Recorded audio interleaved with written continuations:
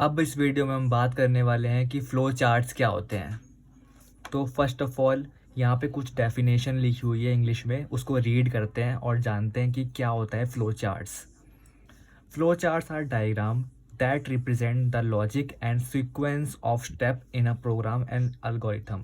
इसके अकॉर्डिंग लिखा हुआ है कि जो फ़्लो चार्ट्स होते हैं ना, वो डायग्राम्स होते हैं जो कि रिप्रेजेंट करते हैं logic and sequence of steps किसी भी प्रोग्राम में। मान लो कोई मेरे पास प्रोग्राम दिया हुआ है, मुझे उस प्रोग्राम का सॉल्यूशन बनाना है, तो उस सॉल्यूशन को छोटे छोटे पार्ट्स में डिवाइड करके लॉजिकली अरेंज कर दूंगा मैं, तो वो एक फ्लो चार्ट बन जाएगा। अब इसको पढ़ते हैं। They use symbols and connectors to illustrate the control flow, decision points, loops and other structural elements of the code. इसमें हम लोग सिम्बल्स का यूज़ करते हैं, कनेक्टर्स का यूज़ करते हैं अपने कंट्रोल फ्लो को दिखाने के लिए। मैं आगे चल के आपको दिखाऊंगा भी कि कैसे बनता है। अभी आपको पैनिक होने की ज़रूरत नहीं है, जो बोल रहा हूँ बस आपको सुनना है ध्यान से, हर एक पॉइंट को ध्यान से सुनना है। ध्यान से सुनोगे ना हर पॉइंट को, तो आपको ना फ्लो चार्ट में कोई डिफ़िकल्टी आने ही नहीं वाली। अब देखते हैं flow charts are helpful in planning and designing and understanding the flow of a program before actual coding begins. Coding करने से पहले हम लोग प्लान कर लेते हैं फ्लो चार्ट्स की हेल्प से कि कोड बनेगा कैसा, प्रोग्राम हमारा बनेगा कैसा। तो पहले से ही फ्लो चार्ट की हेल्प से हम लोग सॉल्यूशन को बना सकते हैं फ्लो चार्ट की हेल्प से। तो फ्लो चार्ट दिखता कैसा है, मैं आपको वो दिखाने वाला हूँ। अभी आपको ये सब नहीं देखना है कंपोनेंट्स क्या होते हैं, इससे नेक्स्ट वीडियो आएगी, उसमें मैं बताऊंगा आपको कि कंपोनेंट्स क्या होते हैं। फ्लो चार्ट कुछ ऐसा दिखता है, जैसे कि ये हो गया फ्लो चार्ट, बस आपको डायग्राम देखना है। ये हो गया, ठीक है। बेसिकली ऐसा होता है फ्लो चार्ट, ऐसा होता है फ्लो चार्ट, ठीक है। तुमने तो ये देख लिया, इतने बड़े फॉर्म में लिखा हुआ है ये सब कुछ इंग्लिश में। अब जानते हैं हम लोग कंसाइज फॉर्म में क्या होता है फ्लो चार्ट। एक diagram to represent solution of a problem. मान लो मैं आपको दिखाता हूँ करके सामने तुम्हारे, हमको बनानी है चाय। चाय मतलब चाय भाई, टी बनानी है, टी, ठीक है। तो टी बनाने से पहले हम क्या करते हैं, उसको स्टार्ट करते हैं। तो लिख देंगे यहाँ पे स्टार्ट।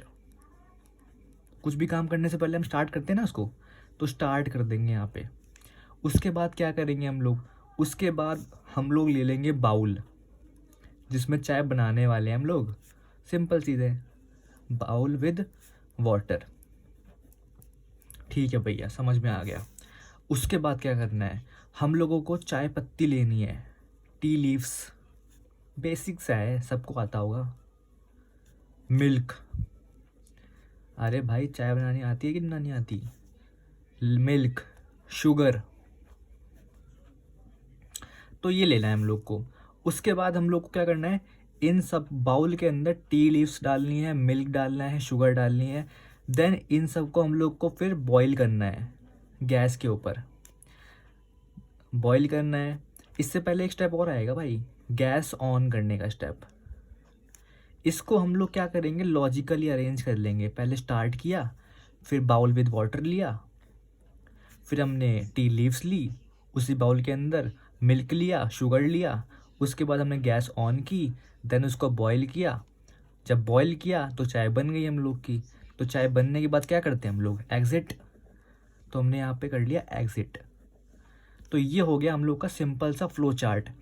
भाई ये एरो से क्या होता है, एरो हम लोग को दिखाता है कि इस स्टेप के बाद ये स्टेप आया है, इस स्टेप के बाद ये स्टेप आया है, इस स्टेप के बाद ये स्टेप आया है, ठीक है।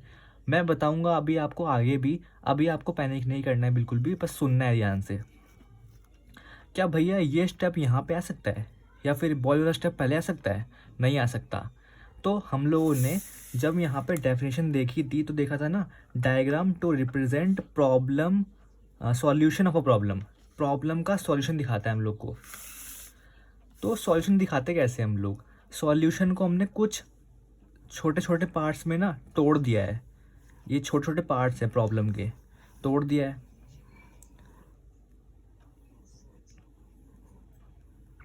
अब हमने इसको लॉजिकली अरेंज करा है।